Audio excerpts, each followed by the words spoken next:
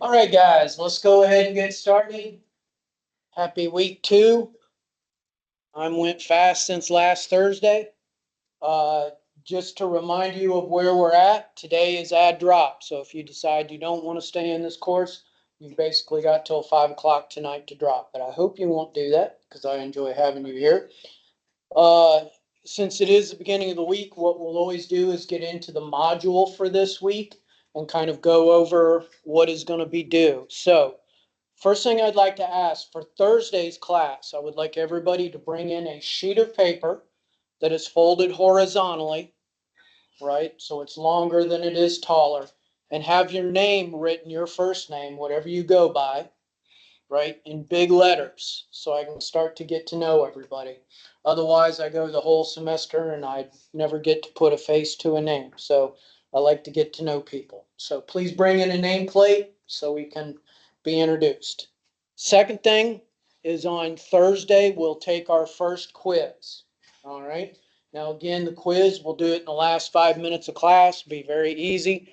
5 questions, 2 points apiece. Just very simple, who's buried in Grant's tomb type questions. That's your reward for actually coming to class. All right. Don't forget this week by Friday, please do your extra credit. That's 20 extra points. You're going to create an album cover for me, right? Shows your personality, your genre of music.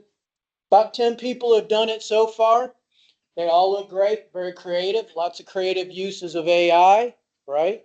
I would show you some, but there's a couple where, y'all are in bikinis and I'm just not comfortable broadcasting that, but I appreciate the creativity there.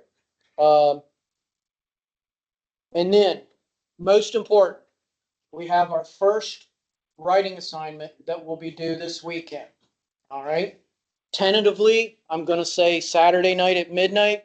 I may push that back to Sunday night, depending on how my grading goes this week. Now, these writing assignments are very short. They are 100 words, so we're talking a paragraph. But let's go over what writing assignment number 1 is going to entail. So, what we're doing today is we're really defining how rock and roll, what we think of as rock and roll, emerged out of rhythm and blues and country music in the early 1950s. So I have a book that is called What Was the First Rock and Roll Record? Came out in 1992. And it gives us, the whole book is one chapter on 50 songs that have been called the very first rock and roll record.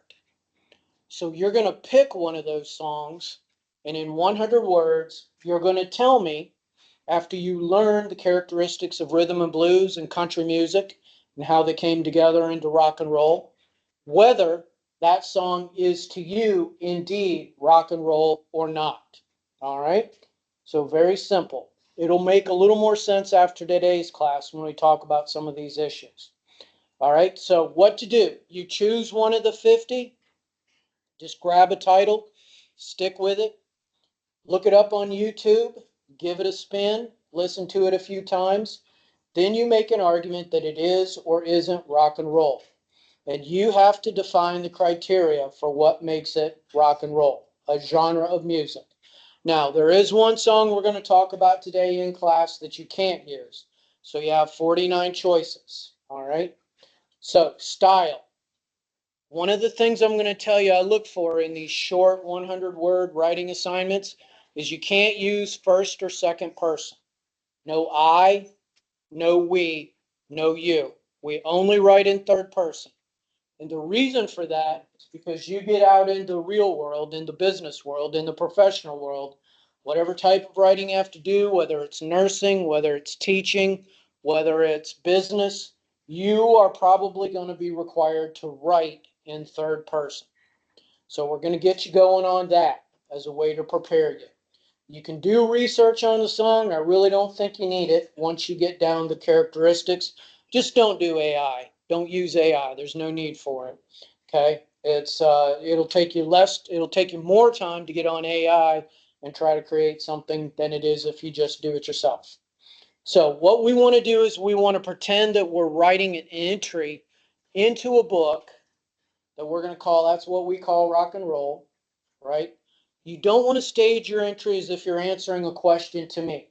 You want to pretend you're writing almost like a dictionary entry about the song you choose. So you want it to stand on your own. Imagine you're a professional music journalist. You want to consider the rhythm of the song, the instrumentation, the lyrics, everything about it. Does it sound rock and roll, or is it somehow more rhythm and blues or more country? I'll be looking for the specificity of language. I like concrete nouns, action verbs. No, there is, it is, there are. I do want you to pay attention to capitalization, right? Make sure you capitalize the song title and put it in quotation marks. This will be due Saturday night. Again, 100 words. You can knock this out in 15 minutes. After today's class, what I would do is get in here and just pick one random song off here and look it up on YouTube, listen to it for a day, and then sit down and start writing. All right? So, as we get into week 2 again, what's due? You want to get your extra credit done. You want to be prepared for the quiz on Thursday, which will be very easy. And then you want to work on this writing assignment. And right now, we're going to make it due Saturday night. Any questions about any of that? Any questions? All right. Let's get going with today's lesson then.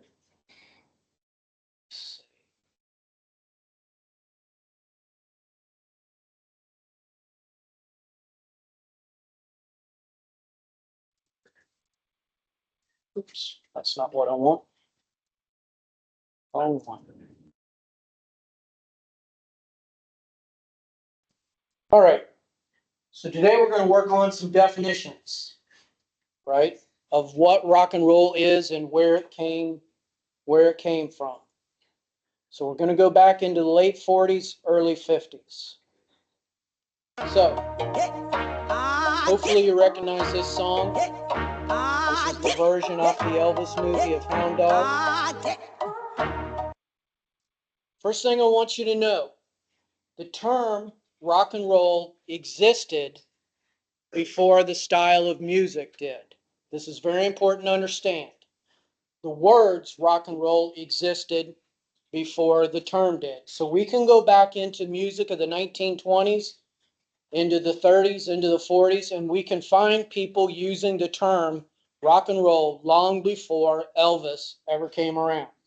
So think of rock and roll as a slang phrase that came out of blues culture. Rock and roll was a term. What did rock and roll mean? What did that term mean? It meant the same thing as what you mean when you use the phrase Netflix and chill.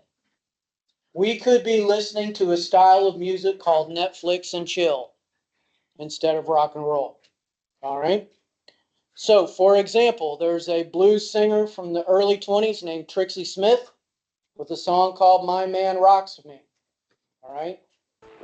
My man rocks me with one steady roll.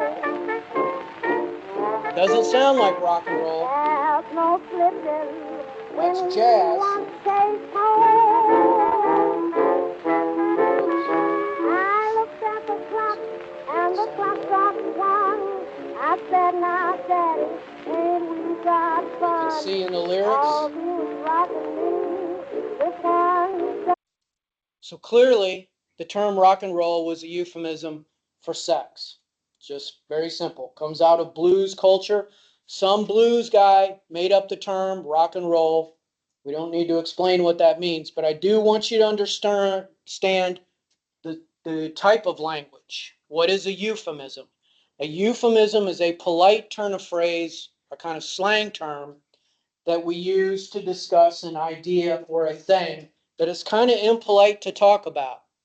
We have a lot of euphemisms for sex in our culture. Knocking boots, bumping uglies. All right?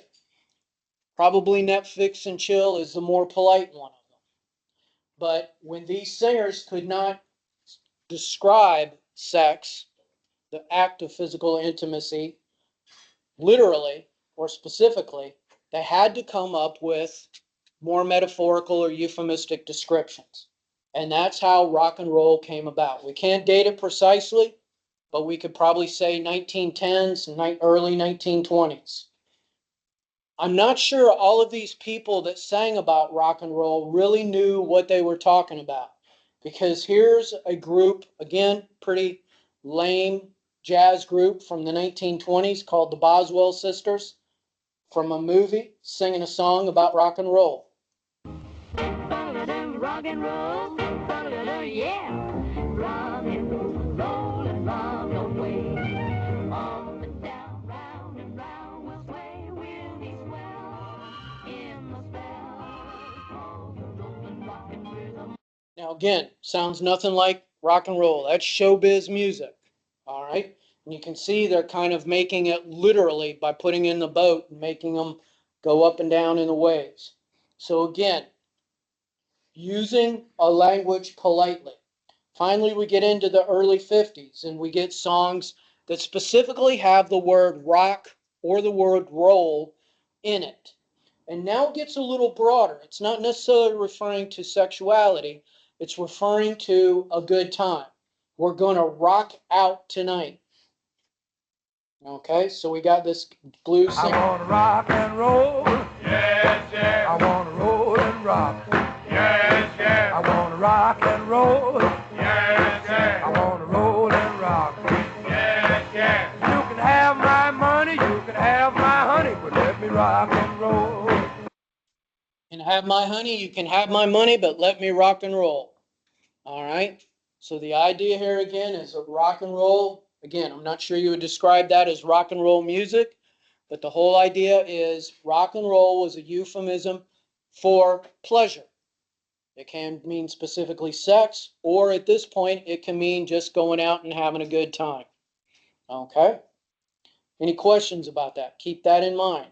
Rock and roll existed, the term, before there was actually music called rock and roll. So let's go back into history and talk about where the music began to emerge from.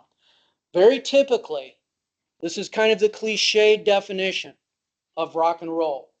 We say that it is a fusion of blues music, which is largely black music, and country western, which is largely white music.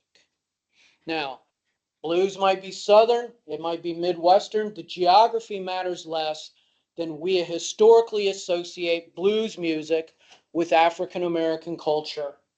And that's partly because when blues was discovered, it emerged out of the fields. There's gospel in it. All of these boundaries are a little, they're not concrete. There's a lot of overlap. But in general, we can think of blues and country as having a kind of racial difference to it. We associate blues with black culture, and we associate country western with white music. And there's very different types of musical characteristics to define it. So one of the things we have to talk about that we'll be dealing with for the first week or so is that rock and roll, the music, was really considered a sort of whitewashed version of rhythm and blues. Okay? Most early white rock and roll made blues music kind of acceptable for white audiences. So we use the term whitewashing. It tweaked R&B, making the performance a little more staid, a little calmer. The lyrics, usually the lyrics, or the arrangement, so it could appeal to a largely white middle-class audience, and therefore cross the boundaries of racial segregation. Keep in mind, in early 1950s, that was an era of segregation here in the South. Black and white people could not sit in the same room together. So music became an age or a device for breaking down those racial boundaries. So there's a few characteristics of each. So when we talk about the blues, now, blues has its own very complicated history. Originally, we think of blues as one guy with a guitar in a field, right? Anybody seen the movie Sinners? That's a great movie. It's a whole history of the blues right there. And about the electrification of the blues at some point. But the blues, the form of blues music kind of endures all the way until today. So there's a few basic elements that we talk about. And these are all elements that are very simple because blues music is meant to be performed live. It's not meant to be complex. It's meant to be something that you can pick up and learn to improvise around. So most blues songs have a basic structure. They are what we call 12-bar blues, built around a repetitive pattern of 3 chords. Now, if you're not a music person, a bar of music is simply, if we're talking 4/4 time, 4 beats. So 12 bars would be, what's 12 times 4? 36, right? So the whole idea here is you have a repetitive structure, and within that structure, you only have to shift 3 chords. Okay? So just think of 12-bar blues, and you repeat it over and over. Okay? So 1/4/5. We'll talk about what that means in a second. There's also usually an element, and this comes out of black church traditions, gospel, called call and response. The singer says something, and the crowd shouts it back. How many of you have ever seen that famous performance of Freddie Mercury and Queen at Live Aid, where he gets out there and he goes, hey-oh, and the crowd goes, hey-oh, hey-hey-oh, hey-hey-oh. That's call and response. So I shout something out, you shout it back. Don't do it now, but if we were singing, that's what we would do. That gets audiences participating. All right? Now, blues music was very simple, but it was also considered kind of rural. It was associated with the South. So by the 1930s and early 1940s, it began to get a little more sophisticated. One of the things that happened was blues players began using electric guitars.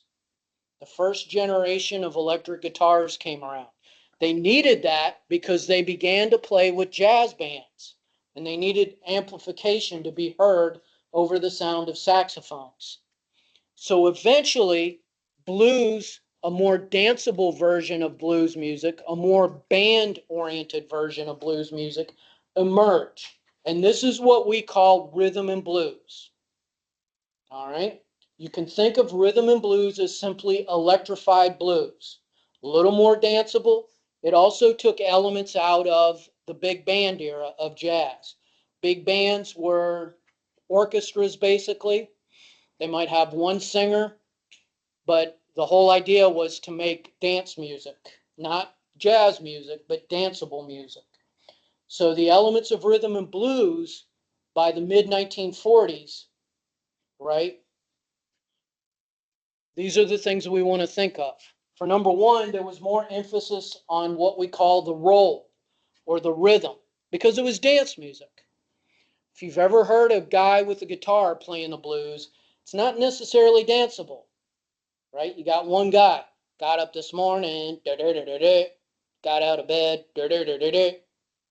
right? It's one guy performing. But then you get a whole group going and you get a guy with the drums, and all of a sudden there's a beat to it. It's got sway. You can find the beat. You want to get out there and start twerking, right? So the roll, we think of the roll as the beat and the rhythm. So there's greater emphasis on it, and it's because it's dance music, okay? So basically what ends up happening is the term rhythm and blues comes to describe just about any style of group black music in the late 1940s, okay? It was a term that was actually invented by a white guy who will become one of the most important producers of Southern music, okay? So the term itself is something that was applied by a journalist to the term, all right? So keep in mind, there's blues, there's big band, there's also something called jump blues, which is kind of a combination of orchestra and big band. There was ballad. But the main thing to think about is by 1949, black music was so popular in the United States that we needed a term for it that did not have a racial connotation. Before 1949, rhythm and blues was known as race music. It's associated with black culture. And again, it had intonations of segregation. So this one producer came around, or this one journalist, later a producer, came around and he says, you know, a better descriptive term for this style of music is rhythm and blues. It's blues music with more rhythm, so it's danceable. And that kind of became the catch-all term for any style of black music. All right? So rhythm and blues. Now, lyrically, the rhythm and blues differs a little bit from the blues in a very important way. Blues music tends to be about pain and anguish, right? Again, one guy with a guitar. My woman done left me, stole all my money, tends to be about pain, about survival. Rhythm and blues was about good times.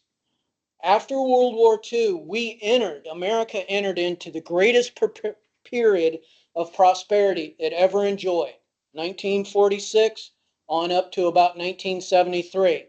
This is why if you have baby boomer parents, they are richer than we will ever be, because they had an economy that allowed them to create wealth. Okay? Uh, so a lot of music at this time was about celebrating the good times you could have in America, about celebrating consumerism. It was good timey music rather than lamentation. So starting in the 40s, we get a lot of songs about going out to dance. We get a lot of songs about how cool it is to own a big car, what it's like to have nice suits, good clothes. So rhythm and blues is the music of celebration in general, rather than blues. All right? Let's switch gears a little bit to country. You know the old joke, I like two types of music. I like country and I like Western. That's a really old joke. It's not really funny anymore, but we need to distinguish those. When we talk about country music, we're talking about what sometimes was what derogatorily was called hillbilly music. That is Southern white folk music. Okay? That's white music that began to be performed and circulated, usually south of Kentucky, on into the south here, the southeastern part, on into Texas.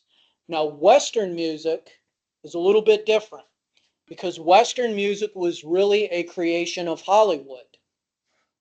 Western music were cowboy actors starting in the 30s who began to sing what sounded like music that we would think of cowboys doing. Usually they wore very gaudy suits that looked like Hollywood suits. Okay? So Western music was kind of fake country music, if you want to think of it that way. It was a product of Hollywood. If you've ever seen guys like Roy Rogers, right, or Tex Ritter sing, those are Hollywood cowboys. And that music is more Western. It's a little flashier. It doesn't sound like it came out of the hills. All right? Country music has more emphasis on the guitar than rhythm and blues. Again, rhythm and blues are kind of orchestral dance music. You usually have a guitarist, but as we'll see in a minute, the lead instrument in rhythm and blues groups is usually a piano or a saxophone. Okay? There's no saxophone in country music. It's too urban. All right? So country music is one guy, usually with an acoustic guitar. That's the connection to folk music. They get increasingly into the electric into the 40s. Maybe a stand-up bass. If you've ever seen a stand-up bass as opposed to a bass guitar, stand-up bass was because you could create your own stringed instrument on the farm with a washboard, a stick, and one string. Now, maybe the most distinguishing thing about country music is the rhythm. And this is a difference that we'll see in a minute here. Rhythm and blues, again, because it's dance music, tends to have what we call a walking or rolling rhythm. Anybody here who's a musician, right, knows what it means to have a walking bass line? Anybody? I played in a band for years. We did a lot of old rhythm and blues. We did a lot of country. The rhythm and blues was much more fun to play because you had a greater variety of notes. If you do a walking rhythm and blues, it means you play one note every beat, but you're kind of going up the scale. So you go boom, boom, boom, boom, boom, boom, boom, boom, boom, boom, boom, boom, boom, boom, boom, boom. And you hear that in the bass in a lot of rhythm and blues songs and a lot of early rock and roll. That's the roll. Country music has what we call the clop rhythm. Okay? I hated playing country western music as a bass player because it's boring. Every single bass line in the old-timey stuff, I'm not talking bro country, but in the old style country, every bass line goes like this. Bump, bump, bump, bump, bump, bump, bump, bump, bump, bump, bump, bump, bump. After a while, you just get bored to tears. That's what we call the clop rhythm. And you can almost think of it as a guy riding a horse or a donkey. All right? Maybe occasionally you get something that's more Western Hollywoodish, where you go bum ba bum ba bum ba bum ba. Got a little more swing, but most country rhythm in the early years goes boom, boom, boom. If you ever listen to Hank Williams, right? Hank Williams has that rhythm in every same song. Okay? So keep in mind, rhythm and blues is urban. It's about going out. It's about dancing. Country western tends to be more rural, tends to be more of a clop rhythm. So keep those distinctions down. All right. There's what a western group would have looked like. Okay. That was clothing that most country artists couldn't afford here in the South. So that's more of a Hollywood version. All right. Let's ask, what's the first rock and roll song? This is what you'll do for your assignment. Let's talk some candidates that often get identified. First off, we have a song, and it's usually because the word rock is in the title, by a guy named Wynonie Harris. All right? And this is a song that Elvis will cover a few years later on.